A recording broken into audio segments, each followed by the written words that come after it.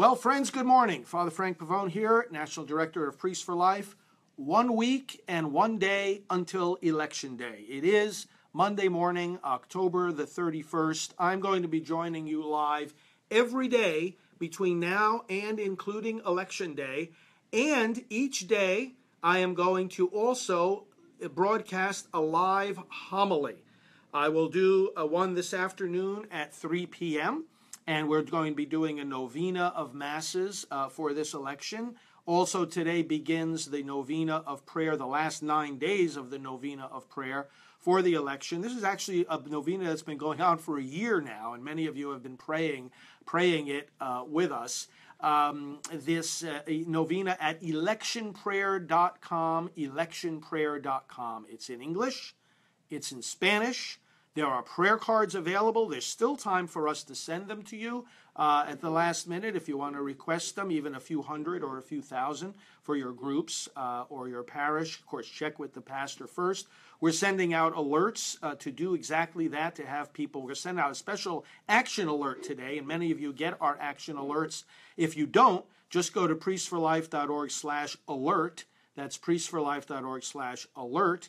And you'll be able to sign up for our action alerts. And our action alert that will be going out in a little while for today is going to be for people to approach their pastors last minute, just like I was asking you to do over the weekend. Many of you did it, and you sent me some great comments.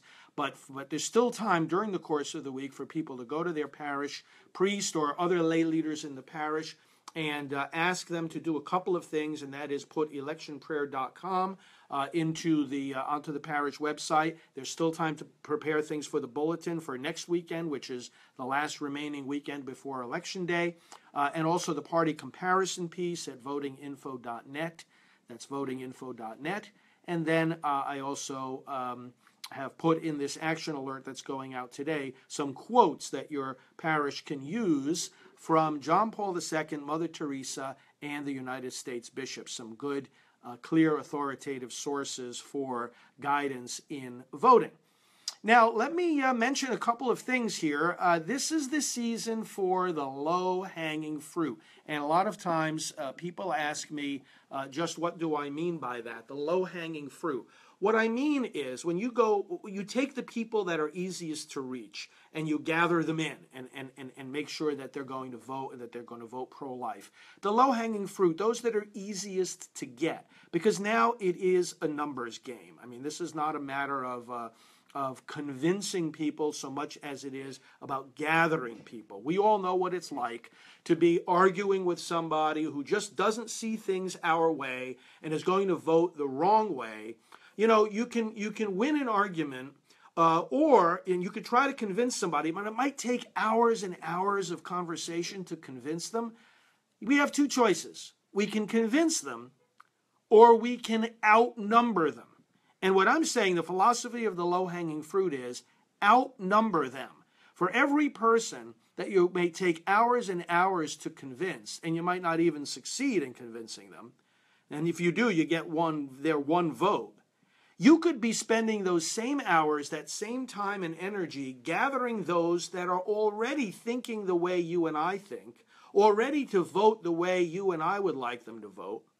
And it's just a matter of them having a reminder, a little nudge, help to get to the polls, help to fill out an absentee ballot, whatever it might be.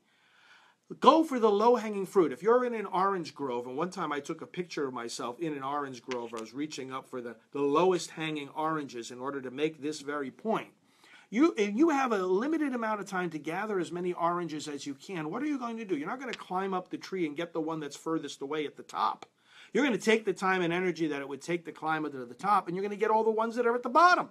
That's the low-hanging fruit. And there are a lot of people, low-hanging fruit, as our executive director, Janet Morana, says, they may be the people on your Christmas card list. You're going to be needing to go to that list pretty soon anyway. So go to that list now and see who are the people that are easily within my sphere of influence. They know me, they trust me, they listen to me, they think like I do.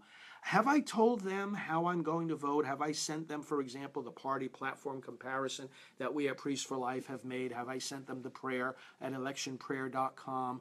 Go to those people, and then the people who are following you on social media and interact with you, whether it's on Facebook or Twitter or Instagram or any of the other platforms, and let's get the low-hanging fruit. That's one key point I want to make with you this morning.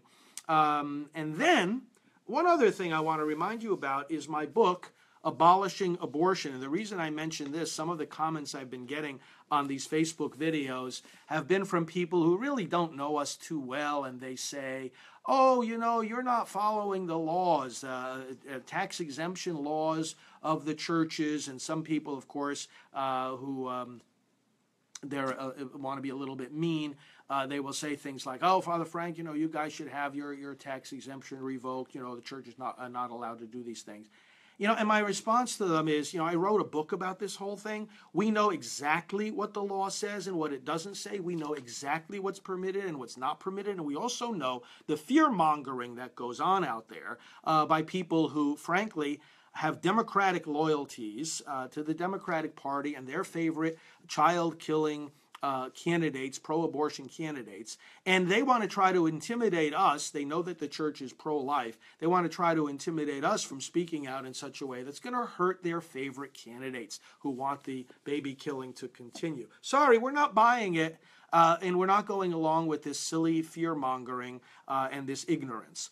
We are free to preach the teachings of the church, and we are going to preach them and teach them. And what I said in a recent comment on Facebook, too, is that if the law, which it does not, but if the law prevented us from saying the kind of things that I say and doing the kind of things that we at Priests for Life do to protect children from abortion and to put into public office public servants who know the difference between serving the public and killing the public, if the law prevented us from doing that, we would disobey that law. We would disregard it, we would break it, because a law like that infringes upon our freedom to be who we are and to say what we are obliged to say as the Word of God and the teachings of the church. But as in fact it is, and as my book makes clear, the law does not prohibit any of this. It permits us to speak freely and to speak clearly, as in fact we are doing, and to say to you and to everybody else across the country, vote and vote pro-life. So brothers and sisters, today at 3 p.m. Eastern Time, I'm going to do a Facebook Live homily, and it will be the first of 9 homilies starting today, going right through Election Day. And I ask you not only to tune in, but friends, let's get together now and let's reach as many people as we can with this message. Will you help me to get this message out? Let's break all the boundaries of people that we can reach. Let's not settle for just a small circle. This is not business as usual these final days before the election. This is all hands on deck, 100,000%, and we're going to see some victories working together and without fear. Remember, the low-hanging fruit, go to your churches, see the action alert we're sending out today. Again, if you don't get our action alerts, priestsforlife.org/alert is where you can sign up right now. There is still time. And then join me for these daily homilies. I'll see you at 3 p.m. today. And God bless you and all your families and all your intentions. Take care.